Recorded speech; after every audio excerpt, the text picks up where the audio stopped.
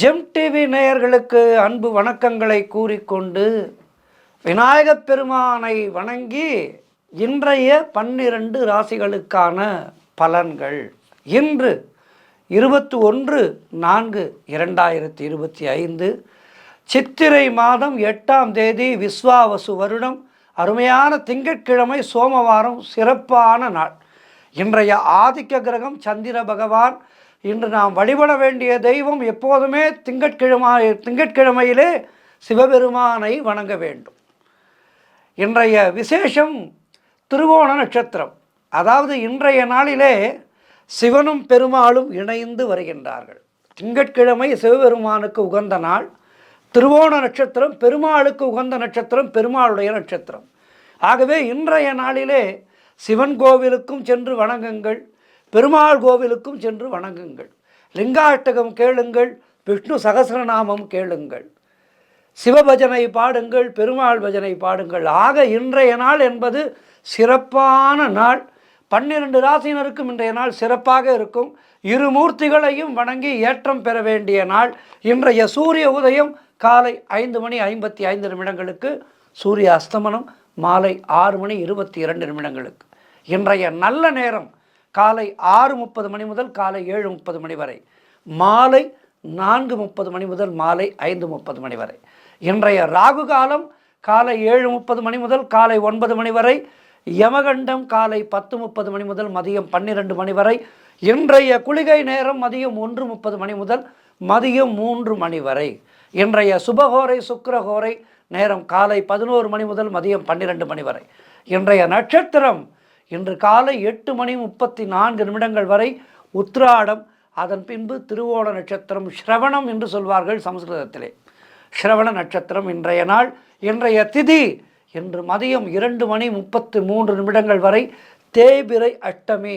மதியம் வரை நாம் காலபைரவரையும் வணங்கலாம். அதன் பின்பு நவமி திதி வருகின்றது. இன்றைய சந்திராஷ்டமம் இன்று காலை 8:34 வரை மிருகசீரிஷம் நட்சத்திரத்துக்கு சந்திராஷ்டமம். அதன் பின்பு திருவாதிரை நட்சத்திரத்துக்கு சந்திராஷ்டமம் துவங்குகின்றது. கவனமாக இருக்க வேண்டும்.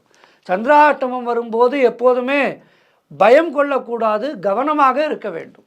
நம்மை பதப்படுத்துகின்ற நாள் சந்திராஷ்டம நாள். ஆகவே கவனமாக இருங்கள். அடுத்து நாம் காண இருப்பது 12 ராசிகளுக்கான பலன்களை. மேஷ ராசி அன்பர்களே, இன்று சந்திரன் உங்கள் ராசிக்கு 10ஆம் இடத்திலே, உங்களுடைய ராசி அதிபதி செவ்வாய் ராசிக்கு 4ஆம் இடத்திலே. ஆகவே என்ன நடக்கும்? இன்று பொருளாதாரம் சிறப்பாக இருக்கும். ஆகவே இன்றைய நாளிலே பொருளாதாரம் திருப்திகரமாக இருக்கும். சிலருக்கு உத்தியோக வகையிலே நல்ல மாற்றம் ஏற்படும். அதாவது உங்களுடைய எதிர்காலத்துக்கு சிறப்பு சேர்க்கின்ற வகையிலே உங்களுடைய உத்தியோக மாற்றம் இருக்கும். செய்தொழில் செய்பவர்களுக்கு, சொந்த தொழில் செய்பவர்களுக்கு சிறப்பான முன்னேற்றம் இருக்கும். நல்ல லாபம் கிடைக்கும். சிறிய பெட்டிக்கடை முதல் பெரிய தொழிலதிபர் வரை அவர்கள் செய்கின்ற செய்தொழிலிலே நல்ல முன்னேற்றம் இருக்கும். திருமணம் போன்ற சுபகாரிய பேச்சுவார்த்தைகள் இனிதே முடிகின்ற நாள். உடல் ஆரோக்கியம் மிக சிறப்பாக இருக்கும். வீடு கட்டுவதற்கான முயற்சிகளிலே நல்ல முன்னேற்றம் ஏற்படும். மனக்குழப்பங்கள் எல்லாம் தீர்ந்து மனதிலே தெளிவும் சந்தோஷமும் உண்டாகின்ற நாள். குடும்பத்திலே அமைதி இருக்கும். நல்ல ஒரு சந்தோஷம் இருக்கும். கடன் தொல்லைகள் எல்லாம் விலகும். தாய்வழி சொந்தங்களின் உதவிகள் எல்லாம் கிடைக்கும். ஆக மொத்தத்தில் மேஷராசினருக்கு இன்றைய நாள் அற்புதமான நாள். ஈசனையும் பெருமாளையும் வணங்கி நற்பலன்களை கூடுதலாக பெற்றுக்கொள்ளுங்கள். இன்றைய நாளிலே வாழ்த்துக்கள்.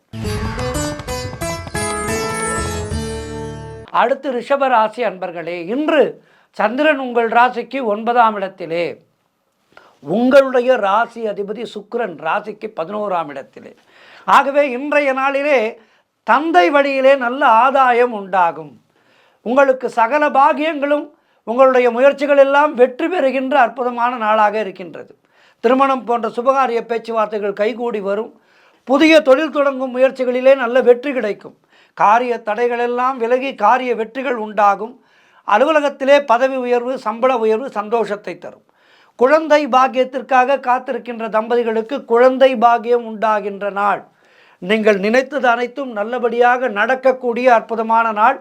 எதிர்பார்த்த பணம் கைக்கு வரும். தொழில் மற்றும் வியாபாரத்திலே நல்ல லாபம் உண்டாகும். உடல் ஆரோக்கியம் சிறப்பாக இருக்கும். புதிதாக ஏதேனும் பொருட்கள் வாங்கி சுப செலவு செய்வீர்கள்.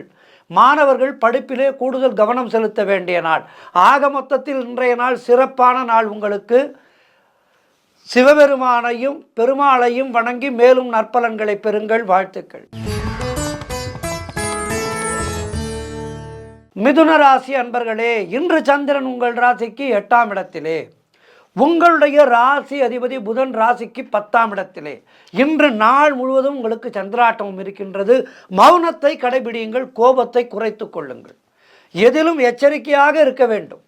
கோர்ட்டு கேஸ் போன்ற பிரச்சனைகளிலே இன்றைய நாளிலே எந்த விதமான முயற்சிகளையும் செய்யாதீர்கள். அதேபோல் சொந்த தொழிலிலே புதிய முயற்சிகளை தள்ளி போடுங்கள். புதிய முதலீடுகள் வேண்டாம். வேலை செய்யும் இடத்திலே மிக மிக கவனமாக இருக்க வேண்டும். பகலிலே பக்கம் பார்த்து பேசு என்று சொல்வார்கள். ஒருவர் இல்லாத போது அவரை பற்றி எதுவும் பேசாதீர்கள். அது உங்களுக்கு பிரச்சனைகளை உருவாக்கும். மேலதிகாரிகளால் பிரச்சனைகள் உண்டு. ஆகவே கவனமாக இருங்கள். புதிதாக கடன் வாங்காதீர்கள். நீங்களும் கடன் கொடுக்காதீர்கள். கணவன் மனைவிக்குள் சிறிய வாக்குவாதம் பெரிய சண்டையாக முடியும். ஆகவே விட்டு கொடுத்து செல்லுங்கள். இன்றைய நாளிலே மொத்தத்தில் மனக்குழப்பமும் மனப்பதட்டமும் இருக்கின்ற நாள். என்ன செய்ய வேண்டும்? ராம நாமத்தை சொல்லுங்கள்.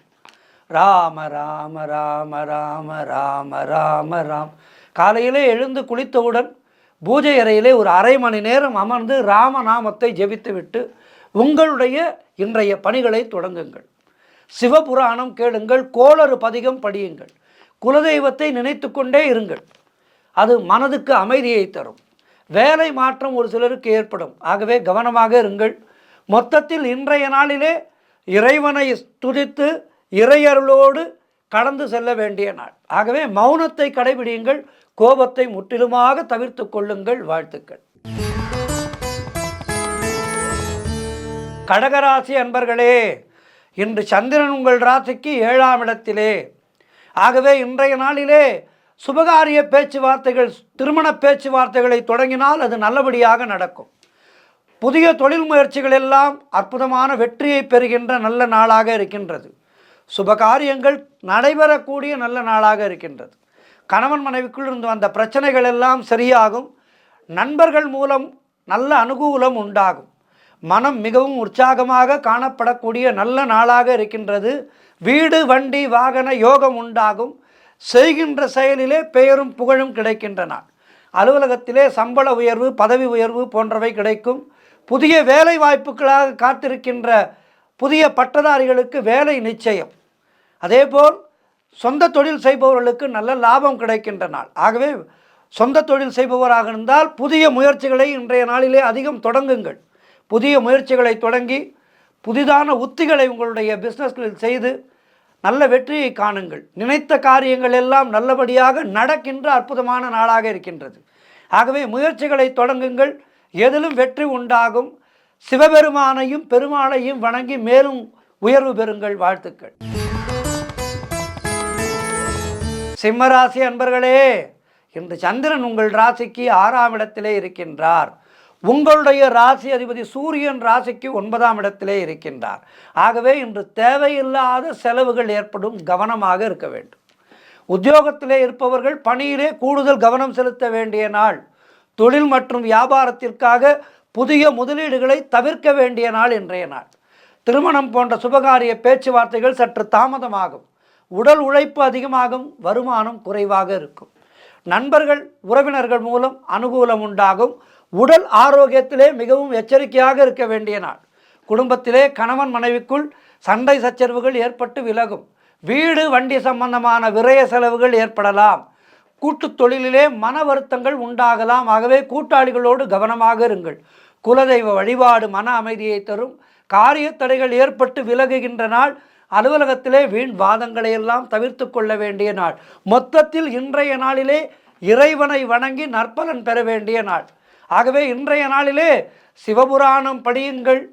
கோளறு பதிகம் படியுங்கள். விஷ்ணு சகஸ்ரநாமம் கேளுங்கள். ஆழ்வார் பாசுரங்களை எல்லாம் படியுங்கள், கேளுங்கள். நாராயணனுடைய நாமம் நன்மை தரும். சிவ நாமம் சிந்தை மகிழச் செய்யும் என்று 2 மூர்த்திகளையும் வணங்கி நன்மை பெற வேண்டிய நாள் இன்றைய நாள். வாழ்த்துக்கள். கன்னிராசி அன்பர்களே, இன்று சந்திரன் உங்கள் ராசிக்கு 5ஆம் இடத்திலே இருக்கின்றார். உங்களுடைய ராசி அதிபதி புதன் ராசிக்கு 7ஆம் இடத்திலே இருக்கின்றார். ஆகவே இதனால் என்ன நடக்கும் ஐயா என்றால், இன்றைக்கு குழந்தை பாக்கியத்திற்காக காத்திருக்கின்ற தம்பதிகளுக்கு சத்சந்தான பிராப்தி உண்டாகும். அதேபோல் பூர்வீக சொத்திலே ஏதேனும் பிரச்சனைகள் இருந்து கொண்டிருந்தால் அவை நல்ல முடிவுக்கு வருகின்ற வேலை வந்துவிட்டது. கூட்டு தொழிலிலே நல்ல லாபமும் முன்னேற்றமும் ஏற்படுகின்ற நாள். கணவன் மனைவிடையே நல்ல ஒற்றுமை ஏற்படும், நல்ல ஒரு அந்யோன்யம் ஏற்படும். சிலருக்கு சுபவிரயங்கள் ஏற்படக்கூடிய நாள். புடவை வாங்குவீர்கள், புதிதாக நகை வாங்குவீர்கள், ஏதேனும் நல்ல பொருட்களை வாங்குவீர்கள். இப்படி சுப செலவுகள் ஏற்படுகின்ற நாள். திருமண பேச்சுவார்த்தைகளை தொடங்கினால் அது நல்லபடியாக நடக்கும். பழைய பாக்கிகள் வசூலாகும். உழைப்புக்கு ஏற்ற ஊதியம் கிடைக்கின்ற நாள். கடன் பிரச்சனைகள் முற்றிலுமாக தீர்வுக்கு வரும். அதேபோல் ஒரு சிலருக்கு புதிய வேலை வாய்ப்புகள் உண்டாகும்.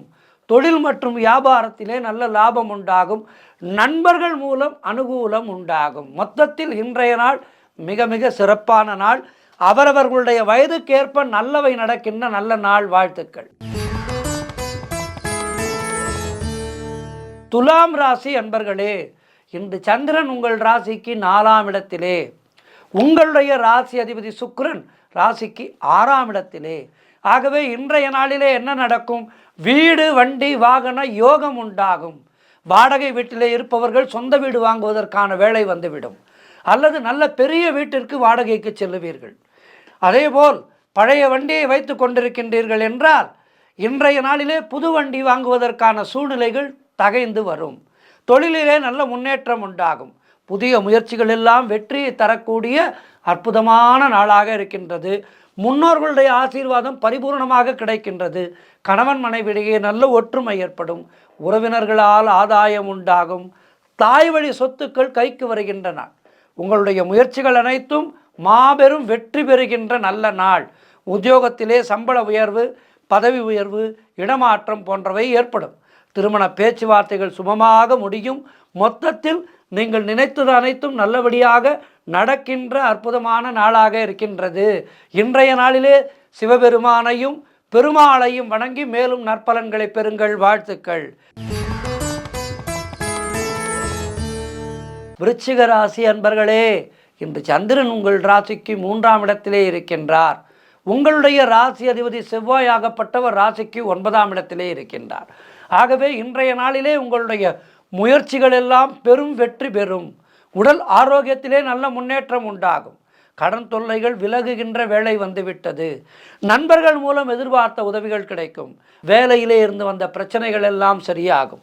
தந்தை உறவு வழியிலே நல்ல அனுகூலம் உண்டாகின்ற நாள். திருமணம் போன்ற சுபகாரிய பேச்சுவார்த்தைகள் இனிதே முடிகின்ற நாள். கூட்டுத் தொழிலிலே நல்ல லாபங்கள் வரக்கூடிய நாள். வேலை இல்லாதவர்களுக்கு, வேலை தேடிக்கொண்டிருப்பவர்களுக்கு நல்ல வேலை கிடைக்கும். வாழ்க்கையிலே ஒரு நிலையிலே அமருகின்ற நேரம் வந்துவிட்டது. பொருள் வரவும் தனலாபமும் அதிகரிக்கின்ற நாள். திடீர் அதிர்ஷ்டம் சிலருக்கு தேடி வரும். குழந்தைகளுக்காக சுப செலவு செய்யக்கூடிய நாள். மொத்தத்தில் இன்றைய நாள் மிக மிக மிக சிறப்பான நாளாக இருக்கின்றது. இருமூர்த்தங்கள் இருவரையும் வணங்கி நல்லருள் பெறுங்கள். சிவபெருமானையும் பெருமாளையும் வணங்கி நல்லருள் பெறுங்கள். வாழ்த்துக்கள். தனுசு ராசி அன்பர்களே, இன்று சந்திரன் உங்கள் ராசிக்கு 2ஆம் இடத்திலே, உங்கள் ராசி அதிபதி குருவாகப்பட்டவர் ராசிக்கு 6ஆம் இடத்திலே. ஆகவே என்ன நடக்கும் என்றால், இன்று எதிர்பார்த்த பணம் கைக்கு வரும். பொருளாதாரம் சிறப்பாக இருக்கும். வீடு வண்டி வகையிலே மாற்றம் உண்டாகும். நல்ல மாற்றமாக இருக்கும். பழைய பாக்கிகள் வசூலாகும். காரிய வெற்றிகள் உண்டாகும். குலதெய்வ வழிபாடு வெற்றியையும் மன அமைதியையும் தரும். மனம் சந்தோஷமாக இருக்கின்ற நாள். பொருளாதாரம் திருப்திகரமாக இருக்கும். பிள்ளைகளால் பெருமை ஏற்படும். வாழ்க்கை துணையால் நல்ல மகிழ்ச்சி உண்டாகும். உறவினர்களோடு இருந்து வந்த மன வருத்தங்கள் எல்லாம் தீரும். அதாவது ஒரு சிலர் சொந்தக்காரர்களோடு சண்டை போட்டு கொண்டே இருப்பார்கள். அப்படி இருக்கக்கூடாது. எப்போதுமே ஒரு கை ஓசை வராது, 2 கைகளை தட்டினால்தான் ஓசை. யாரோடும் சண்டை போட்டு கொண்டிருந்தால் நம்முடைய வாழ்க்கையிலே ஏற்றம் வராது. சிறு திரும்பும் பல்குத்த உதவும் என்று சொல்லி வைத்தார்கள் பெரியோர். ஆகவே இந்த உலகமானது ஒரு சங்கிலி தொடர் போல, ஒருவரின்றி ஒருவர் இல்லை.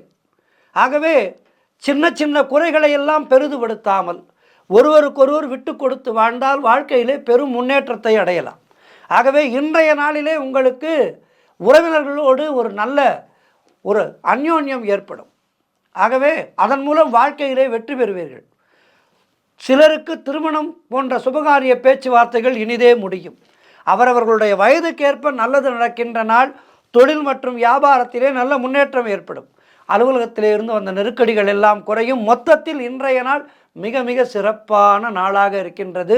மேலும் வெற்றிகளை பெறுவதற்கு இருமூர்த்திகளை வணங்குங்கள். சிவபெருமானையும் பெருமாளையும் வணங்குங்கள். வாழ்த்துக்கள். மகர ராசி அன்பர்களே, இன்று சந்திரன் உங்கள் ராசியிலேயே, உங்கள் ராசி அதிபதி சனி ராசிக்கு 2ஆம் இடத்திலே. ஆகவே இன்றைய நாளிலே குழந்தை பாக்கியத்திற்காக காத்திருக்கின்ற தம்பதிகளுக்கு சத்சந்தான பிராப்தி உண்டாகும்.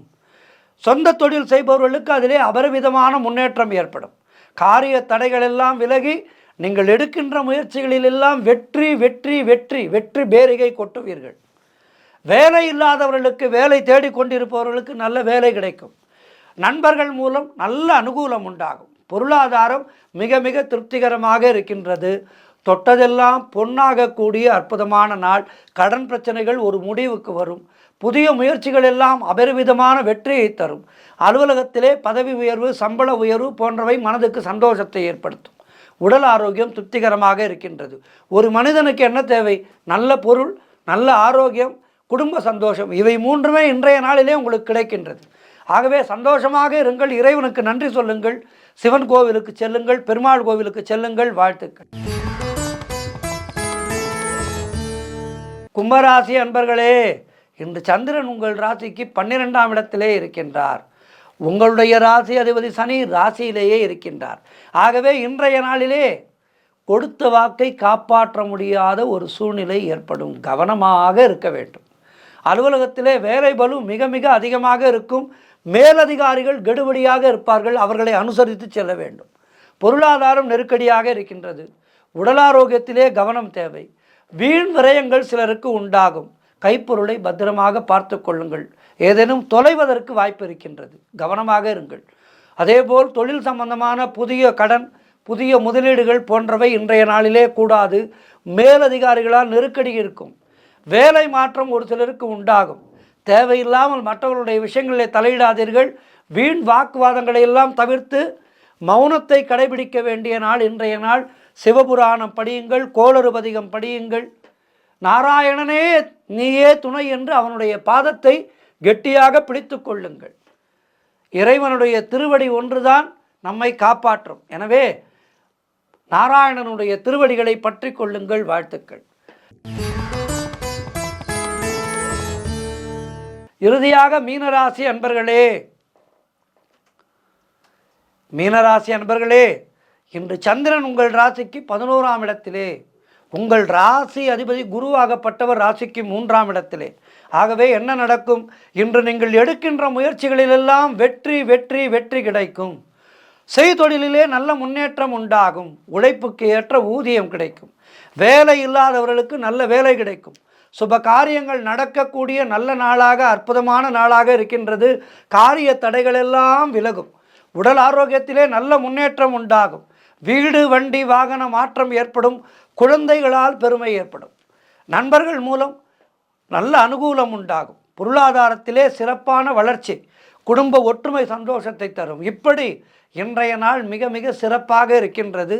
மேலும் நற்பலன்களை பெறுவதற்கு இன்றைய நாளிலே சிவபெருமானையும் பெருமாளையும் ஒரு சேர வணங்கி நன்மை பெறுங்கள். 12 ராசியினருக்கும் இன்றைய நாளிலே சிறப்பாக இருக்க பிரார்த்தித்துக் கொள்கின்றேன். 12 ராசியினரும் இன்றைய நாளிலே சிவனையும் பெருமாளையும் காலபைரவரையும் வழிபட்டு நற்பலன்களை பெறுங்கள். எல்லோரும் இன்புற்றிருக்க பிரார்த்திக்கின்றேன். நன்றி, வணக்கம். இன்றைய ஆன்மீக தகவல். மனிதனுடைய எண்ண ஓட்டங்களானது ஒரு நிலையிலேயே இருக்காது. ஒரு நேரம் ஒரு விதமாக இருக்கும். அதனால்தான் மனம் ஒரு குரங்கு என்று சொல்லி வைத்தார்கள் பெரியோர். இந்த மனக்குரங்கை அடக்குவதற்கான உபாயங்கள் என்று பார்த்தால், இதற்கு முந்தைய யுகங்களிலே மிகப்பெரிய யாகம், யஜ்யம் யோகம், தவம் போன்றவையெல்லாம் இருந்தது. யோகத்தினாலே மனதை கட்டுப்படுத்தினார்கள். ஆனால் இது கலியுகம். இந்த கலியுகத்திலே நம்மால் யோகங்களையோ மிகப்பெரிய யாகங்களையோ யஜ்யங்களையோ நம்மால் செய்ய முடியாது. நம்முடைய வாழ்க்கை நிலை அப்படி. அனுதினமும் பொருளை தேடி ஓடுகின்ற ஒரு மோசமான சூழ்நிலையிலே நாம் அனைவருமே இருக்கின்றோம். எல்லோருக்குமே கழுத்தை நெரிக்கின்ற பணி இருக்கின்றது. அலுவலகத்துக்கு காலை 10 மணி செல்ல வேண்டும் என்றால் காலை 7 மணிக்கே இல்லத்திலே இருந்து புறப்பட வேண்டிய ஒரு சூழ்நிலையிலே நாம் வாழ்ந்து கொண்டிருக்கின்றோம். ஆகவே இன்றைய காலகட்டத்திலே அப்படி நிதானமாக அமர்ந்து பக்தி செய்வது என்பது பலருக்கு முடியாத ஒரு விஷயமாக இருக்கின்றது. மனதுக்குள்ளே இறைவனுடைய நினைப்பு நிறைய இருக்கும், ஆனால் அமர்ந்து பூஜை செய்ய முடியாத ஒரு நிலை இருக்கின்றது. இதற்கு என்ன வழி என்றால், அதனால்தான் கண்ண பரமாத்மா கலியுகத்திலே நமக்கெல்லாம் நாம சங்கீர்த்தனம் ஒன்றுதான் இறைவனை அடைவதற்குரிய வழி என்று சொல்லி வைத்திருக்கின்றார். இதற்கு மொழி அத்தியாவசியம் இல்லை. சில சப்தங்கள், சில செய்கைகள் நம்முடைய கண் வழியே செவி வழியே உள்ளே புகுந்து நம்மை ஆட்டுவிக்கும் சக்தி படைத்தவை. இந்த சுபவந்துவராய் என்று ஒரு ராகம் இருக்கின்றது. அதை உருகி ஆலாபனை பண்ணும்போது இதயமானது கனிந்துவிடும். ராகங்களுக்கெல்லாம் மழையை தருவிக்கின்ற அற்புதமான சக்தி உண்டு. இதனை குன்னக்குடி வைத்தியநாதன் ஐயா அவர்கள் மிகப்பெரிய வயலின் மேதை, அவர் நிரூபித்து காட்டியிருக்கின்றார். ஒரு முறை மிகப்பெரிய மழை இல்லாத வறட்சியான சூழ்நிலை ஏற்பட்ட போது வடபழனி முருகன் கோவிலிலே அமிர்தவர்ஷினி ராகத்தை வாசிக்க அங்கு மழை கொட்டியது சரித்திர உண்மை. ஆக ராகங்களுக்கெல்லாம் மிகப்பெரிய சக்தி உண்டு. அதனால்தான் கர்நாடக சங்கீதம் என்பதை நாம் கேட்க கேட்க நம்முடைய மனமானது பதப்படும் என்று சொன்னார்கள் பெரியோர். அதனால்தான் கருவிலே இருக்கின்ற குழந்தைகளுக்கு கர்நாடக சங்கீதத்தை கேட்க வைக்க வேண்டும். கருவிலே இருக்கின்ற குழந்தை கர்நாடக சங்கீதத்தை கேட்கும்போது அந்த குழந்தையினுடைய மனதானது லகுவாகும், பிறக்கின்ற அந்த குழந்தை நல்ல எண்ணங்களோடு பிறக்கும் என்பதையெல்லாம் நமக்கு சொல்லி வைத்தார்கள். இப்படி கண்களிலே நீர்த்தேக்கம் ஏற்படுத்துகின்ற ஒரு விஷயம் பாடல் என்பது. அது தெலுங்கில் இருக்கலாம், கன்னடத்திலே இருக்கலாம், ஹிந்தியிலே இருக்கலாம், என்ன மொழியிலும் இருக்கலாம். ஆனால் அந்த இசை என்பது நம்முடைய உள்ளத்தை உருக்குகின்ற ஒரு விஷயம். ஒரு ஸ்லோகத்தின் மூலமோ ஒரு கீர்த்தனையாகவோ அது காதிலே பாயும்போது நமக்கு ஒரு இன்ப அதிர்ச்சியை, ஒரு இன்பமான நிலையை அது ஏற்படுத்துகின்றது. இவை எதுவுமே வராத ஒரு சில ஜடங்கள் இருந்தார்கள். அப்படிப்பட்ட ஒரு ஜடம்தான் அவுரங்கசீப் என்ற மன்னன். இந்த அவுரங்கசீப் என்ன செய்தான்? அவுரங்கசீப் ஆட்சி செய்தபோது சங்கீதத்திற்கே ஒரு தடையை போட்டு வைத்திருந்தான். யாரும் வாய் திறந்து பாடக்கூடாது என்று மிக கடுமையான உத்தரவிட்டு வைத்திருந்தார். அபங்கங்கள் என்பது ஆழமான கருத்துக்களை அருமையான பாணியிலே அள்ளி தந்து மனதை தொடுபவை. வெங்காயம் உரிக்காமலேயே ஒருவருடைய கண்களிலே தாரை தாரையாக ஆனந்த கண்ணீரை வரவழைப்பவை இந்த அபங்கங்கள். அதிலே இந்த அபங்கங்களை பாடுவதிலே துக்காராம் மகராஜ் அவர்கள் பாடிய அபங்கங்கள் என்றால் அவை மிக அருமையான அபங்கங்கள், மனதை கொள்ளை கொள்ளுகின்ற ஒரு சக்தி வாய்ந்தவை. இப்போது கூட வடநாட்டிலே துக்காராமுடைய அபங்கங்களைத்தான் அதிகமாக பாடிக்கொண்டிருக்கின்றார்கள். இவை மிக எளிமையானவை, பாமர மக்களுக்கும் பக்தியை புரிய வைக்கக்கூடியவை. மராத்தியிலே துக்காராம் அபங்கங்கள் ஒரு பொக்கிஷமாக அவர்கள் பாதுகாத்து கொண்டிருக்கின்றார்கள். இவை மனதை லகப்படுத்துபவை, மனதை இறைவனிடத்தின் பால் அழைத்து செல்லக்கூடியவை. இதயத்தையே பிழிந்து மனதை உருக்கி நெஞ்சத்தை பக்தி தேனிலே நனைத்து அவற்றை இயற்றிய துக்காராமை விட்டலன் முன் வந்து பாடிய போது விட்டலன் எவ்வாறு அவற்றுக்கு அடிமையாகி இருப்பான் என்று யோசிக்கும் போது மனமானது பாண்டுரங்கனுடைய பாதங்களை அப்படியே பற்றி கொள்ள தோன்றுகின்றது. பாண்டுரங்கனுடைய அழகினை, பாண்டுரங்கனுடைய சக்தியை இந்த அபங்கங்கள் விவரிக்கும் போது நமக்கு மனதிலே பெருமாளின் பால், பாண்டுரங்கனின் பால் பக்தி மேலிடுகின்றது. துக்காராம் மகராஜி அவர்கள் பாண்டுரங்கனுடைய மேல் அபரிவிதமான பக்தியை கொண்டு பாடுபவர். நாம சங்கீர்த்தனத்திலே தன்னையே மறந்து விண்வெளியில் பறப்பவர் துக்காராம். அன்றாட வாழ்க்கை என்ற எண்ணமே இல்லாமல் உழன்றவர்.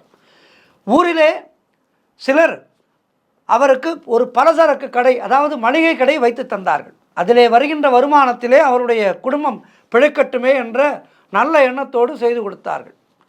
ஆனால் அவர் வியாபாரமாக செய்தார். எவரையும் பாண்டுரங்கனாகவே பார்த்த அவர் எதை கேட்டாலும் எடுத்து கொடுத்து விடுவார். வேண்டியதை எடுத்துக்கொள்ளுங்கள் என்று அனுமதித்தார். ஒரு கடை வைத்திருப்பவர் அப்படி செய்யலாமா? செய்தால் நஷ்டம்தானே வரும். ஆனால் அவருக்கு வந்தது. கடையிலே சரக்கு இல்லை. சரி, வியாபாரத்திலே மனதை செலுத்துவோம் என்று பிறர்க்காக அவர் ஈடுபடும் போது தெருவிலே எங்கோ அல்லது அருகில் விட்டலன் ஆலயத்திலே பக்தர்கள் குரலோ கேட்ட அடுத்த கணமே கடையை திறந்து போட்டுவிட்டு தம்புராவோடு ஓடிவிடுவார். பஜனை முடிந்த பிறகுதான் கடை ஞாபகம் வரும். கழுகாக காத்திருக்கும் சமூக விரோதிகள் அவர் இல்லாத போது அவருடைய கடையை கண்காணிக்க ஆள் இல்லாத காரணத்தினாலே அகப்பட்டதை எடுத்துக்கொண்டு சென்று விடுவார்கள். கடையிலே சாமான்களே இல்லாமல் போய்விடும். இப்படி அவருடைய வாழ்க்கை ஓடிக்கொண்டிருந்தது. ஜிஜிபாய்க்கு என்ன கை செலவுக்கு குடும்ப செலவுக்கு பணம் தேரும். சரக்கு வாங்கி விற்றால்தான் வருமானம். பாவம், கணவன் மேல் மிகுந்த பக்தியும் மரியாதையும் கொண்ட பெண்மணியாக ஜீஜாபாய் இருந்த காரணத்தினாலே வறட்சி நிலையிலே எஞ்சியிருந்த கொஞ்ச நெஞ்ச நகைகளையும் கழட்டி அவரிடம் கொடுத்து அதை விற்று வந்த பணத்திலே கடைக்கு சரக்கு வாங்கி கொள்ளுங்கள் என்று அனுப்பினார். நல்ல பிள்ளையாக தலையாட்டி அவருடைய நகைகளை ஜாக்கிரதையாக பைக்குள் போட்டுக்கொண்டு அதனை விற்பதற்கு கிளம்பிவிட்டார் மகராஜ். வழியிலே விட்டல பக்தர்கள் ஒரு இடத்திலே கூட்டமாக பஜனை செய்து கொண்டிருந்தார்கள். அதை பார்த்த துக்காராமுக்கு தாய்ப்பசுவை கண்ட கன்று போல் துள்ளி ஓடினார். பையிலே இருந்த நகை விற்ற பணம் பூராவும் பக்தர்களுக்கு காணிக்கையாக வாரி வழங்கினார். பரம சந்தோஷம் அவருக்கு. இப்படி ஒரு பாக்கியம் நமக்கு கேள்விக்க விட்டலன் அருளினானே என்று. ஆனால் கடையோ ஜீஜாபாயோ அவள் நகையோ அதை விற்ற பணமோ கடை சரக்கோ எதுவுமே அவருடைய நினைவுக்கு வரவில்லை. இப்படி போய்கொண்டிருந்தால் எப்படி? ஆகவே கடையை மூடிவிட்டாள் ஜீஜாபாய். கணவனை போற்றும் சிறந்த மனைவி அவள். ஆனால் அவளுக்கு என்ன செய்வது என்று தெரியவில்லை. கணவன் இப்படி இருக்கின்றானே என்ற மனக்குழப்பம் அவளுக்கு இருந்தாலும் கணவன் மேல் பக்தியை விட முடியவில்லை. ஆனால் வருமானம் எப்படி? ஒரு நாள் அதிகாலையிலே எழுந்தாள். அண்டை அசல் வீடுகளிலே பாத்திரம் தேய்த்து ஆற்றுக்கு சென்று துணிகளை துவைத்து கொடுத்து வீடு பெருக்கி குழந்தைகளை பராமரித்து சில வீடுகளிலே சமையலும் செய்து அவர்களுக்கு கொடுக்கும் சிறு பணத்திலே அவளுடைய வீட்டிலே அடுப்பு எரிந்தது. ஒரு நாள் 2 நாள் மட்டுமல்ல, இது துக்காராமுக்கு தெரியவே இல்லை. ஒரு நாள் விடியற்காலை விட்டலனை பற்றி ஒரு அபங்கம் எழுத வேண்டும் என்ற ஆசையிலே அவன் எழுந்தபோதுதான் ஜீஜாபாய் எங்கோ கிளம்பி கொண்டிருந்ததை பார்த்தவுடன் என்ன விஷயம் என்று கேட்டார். குழந்தைகள் பட்டினி, வீட்டிலே உணவில்லை, யாசகம் செய்ய மனமில்லை, ஏதோ உழைத்து ஒரு சில காசு கொண்டு வந்து நம்முடைய குழந்தைகளும் நாமும் ஜீவனோடு இருக்க இதுதான் எனக்கு தெரிந்த உபாயம் என்று சொல்லி தான் பல வீடுகளிலே வேலைக்காரியாக இருப்பதை சொன்னாள். உடனே துக்காராம், நான் கல்குண்டு போல் இருக்கும்போது நீயாவது வேலைக்கு போவதாவது? ஒன்றும் வேண்டாம், பேசாமல் போ, நான் போய் எங்காவது வேலை தேடி சம்பாதித்து கொண்டு வருகின்றேன் என்று புறப்பட்டார் துக்காராம். ஒவ்வொரு வீடாக சென்றார். ஒவ்வொரு வீடாக சென்று, ஐயா எனக்கு ஏதேனும் வேலை கொடுத்து கொஞ்சம் சம்பளம் கொடுங்கள் என்று அவர் கேட்டபோது தேகு என்ற அவர் இருந்த ஊரிலே ஒருவரும் அவருக்கு வேலை கொடுக்கவில்லை. அவர் இருந்த ஊரின் பெயர் தேகு என்பதாகும். அந்த ஊரிலே யாருமே அவருக்கு வேலை கொடுக்கவில்லை. அவரை கண்டபோதே அவர் காலிலே விழுந்து வணங்கி, சுவாமி, தங்களுக்கு வேண்டியதை என்னுடைய வீட்டிலே இருந்து எடுத்து செல்லுங்கள், உங்களுக்கு வேலை கொடுத்து உங்களை வேலைக்காரனாக ஆக்க நாங்கள் விரும்பவில்லை என்று அவரை வணங்கினார்கள். அவரை ஒரு நடமாடும் பாண்டுரங்கனாகவே எல்லோரும் பார்த்தார்கள், மதித்தார்கள். அவரோ எவரிடமிருந்தும் எந்த பொருளும் விரும்பாதவர். எனவே வெறுங்கையோடு தான் வீடு திரும்பினார். பசியும் பஞ்சமும் வீட்டிலே எல்லோரையும் வாட்ட என்ன செய்வது என்று யோசித்த துக்காராம், இந்த ஊரிலே வேலை கேட்டால் தானே கிடைக்கவில்லை, வேறு எங்காவது சற்று தூரமாக இருக்கும் தன்னை யாரென்றே தெரியாத வேட்டூரிலே வேலை தேடினால் என்ன என்று அங்கே சென்றார். ஒரு ஊரிலே ஒரு வியாபாரி அவரை கண்டதும் பிடித்து போய் வேலைக்கு ஆள் வைத்துக்கொள்ள ஒப்புக்கொண்டார். உமக்கு என்ன வேலை தெரியும் என்று கேட்டான். எந்த வேலை கொடுத்தாலும் செய்கின்றேன் என்றார் துக்காராம். என்ன சம்பளம் கேட்கின்றாய் என்றார். நீங்கள் எவ்வளவு கொடுத்தாலும் சந்தோஷமாக வாங்கிக் கொள்கின்றேன், என்னுடைய குடும்ப வறுமை போக வேண்டும் என்றார். அவனது வயலிலே பரணை கட்டி பறவைகள் மற்றும் ஆடு மாடு வயலிலே நுழைந்து செடிகளிலே தானியங்களை தின்று விளைச்சலை நாசம் செய்யாமல் காக்கும் ஒரு வேலைக்காரன் வேலையை கொடுத்தார். நான் உடனே வீடு திரும்ப வேண்டும், கொஞ்சம் பணம் கொடுத்தால் என் ஊருக்கு சென்று மனைவியிடம் கொடுத்து அவளும் குழந்தைகளும் வாழ்க்கை நடத்த உதவும், பணத்தை கொடுத்துவிட்டு உடனே நான் வேலைக்கு திரும்ப வருகின்றேன். இவ்வளவு அருமையான சாதுவான நேர்மையான வேலையால் கிடைக்க தவம் செய்திருக்க வேண்டும் என்று சந்தோஷமாக அந்த வியாபாரி நிறைய தானியங்களும் கொஞ்சமும் பணமும் கொடுத்து அவற்றை வீட்டிலே ஜீஜாபாயிடம் கொடுத்துவிட்டு வேலைக்கு திரும்பினார் துக்காராம். இவரிடம் வயலை ஒப்படைத்துவிட்டு வெளியூர் சென்ற வியாபாரி 2 மாதம் கழித்து வந்து தன் வயலை பார்த்தான். துக்காராம் பரனிலே வழக்கம் போலவே விட்டலன் மேல் அபங்கங்கள் ஏற்றி ஆடி பாடி கொண்டிருந்தார். வயலிலே நுழைந்த ஆடு மாடு பறவைகள் அனைத்தும் விட்டலனாகவே தோன்றியதால் அவற்றை விரட்டவில்லை. செடிகளோ தானியமோ ஒன்று இல்லை. வயிறு எரிந்தது வியாபாரிக்கு. துக்காராமின் மேல் கடும் கோபம் கொண்டார். என்னையா காவல்காரன் நீ, உன்னால் எனக்கு 2000 ரூபாய் நட்டம், நீ கொடுக்காவிட்டால் உன்னை ராஜாவிடம் இழுத்து சென்று தண்டனை வாங்கி தருவேன் என்றான் ஆத்திரத்தோடு வியாபாரி. ஐயா, என்னிடம் அவ்வளவு பணம் கிடையாது, இருந்தால் வேலைக்கே வந்திருக்க மாட்டேனே. நீங்கள் என்னை அரசனிடம் அழைத்து சென்று தண்டனை வாங்கி தர வேண்டாம், நீங்களே என்ன தண்டனை கொடுத்தாலும் மனப்பூர்வமாக ஏற்றுக்கொள்கின்றேன் என்று சரணாகதி அடைந்தான். துக்காராமுக்கு தெரியாது அந்த ஊரின் ராஜா சத்ரபதி சிவாஜி என்று. சிவாஜி மகாராஜா துக்காராமின் பக்தர்களின் ஒருவர். விஷயம் ராஜாவிடம் போனால் ராஜாவே ஓடி வந்து துக்காராமினால் வியாபாரிக்கு என்ன நட்டமோ அதற்கு மேலேயே தானே பணம் கொடுத்து விடுவார். ஆனால் இவருக்கு தெரியாது இந்த ஊரின் ராஜா சிவாஜி மகாராஜ் என்பது. ஏனென்றால் அவர் அவுரங்கசீப்பினுடைய ராஜ்யத்திலே இருந்தவர். அவருக்கு ராஜா என்றாலே பயம். உம்மிடமோ பணம் இல்லை, ராஜாவிடம் செல்ல வேண்டாம் என்கின்றேன், என் நட்டத்துக்கு என்ன வழி? உம்மை நம்பி வேலைக்கு வைத்ததால் கொஞ்சம் கூட பொறுப்பின்றி இப்படி நடந்து கொண்டிருக்கின்றீரே என்று ஒரு பக்கம் அந்த வியாபாரியாகப்பட்டவர் இவருக்கு மேல் பரிதாபமும் ஏற்பட்டது. ஆனால் கோபமும் இருந்தது. நட்டப்பட்டவர் அல்லவா, அவருடைய கோபத்திலே நியாயமும் இருந்தது. இப்படி பொறுப்பின்றி நடந்து கொண்டு விட்டீரே என்று கடுமையாக அவரை பேசினார். துக்காராமோ கண்களை மூடி பாண்டுரங்க விட்டலா என்று கண்களிலே நீர் ஆறாக பெருக என்னை காப்பாற்று என்று வேண்டிக் கொண்டார். என்னையா நினைப்பு உனக்கு? நீர் என்ன துக்காராமோ, எதற்கும் பாண்டுரங்கனை கூப்பிட என்று கோபமாக கேட்ட வியாபாரியிடம், முதலாளி என் பெயர் துக்காராம் தான் என்று சொன்னார். அதிர்ந்து போனான் வியாபாரி. ஏனென்றால் துக்காராமாகப்பட்டவர் தன்னுடைய பக்தியினாலே எல்லா இடங்களிலுமே பிரபலமாக இருந்தார். அவரிடம் பண வசதி கிடையாதே ஒழிய அவருக்கு ஊரிலே நல்ல மரியாதை இருந்தது. அதிர்ந்து போனார் வியாபாரி. அவன் ஒரு விட்டல பக்தன், துக்காராம் மீது அளவு கிடந்த பக்தி கொண்டவன். அவர் கால்களிலே விழுந்தார். துக்காராமுடைய கால்களிலே அந்த வியாபாரி விழுந்து, இப்படி எனக்கு ஒரு பாவத்தை சேர்த்து கொடுத்து விட்டீர்களே என்று வணங்கினார். அவருடைய அபங்கங்கள் மிக பிரபலமாக ஆகி எல்லோருடைய இல்லங்களிலேயும் அவர்களும் இவற்றை பாடி பாண்டுரங்கனை தொழுது கொண்டிருந்தார்கள். ஆக துக்காராம் இவர்தான் என்று கேள்விப்பட்டவுடன் வியாபாரி சொன்னான், உங்களை பற்றி நிறைய காது குளிர கேள்விப்பட்டிருக்கின்றேன், பார்த்ததில்லை.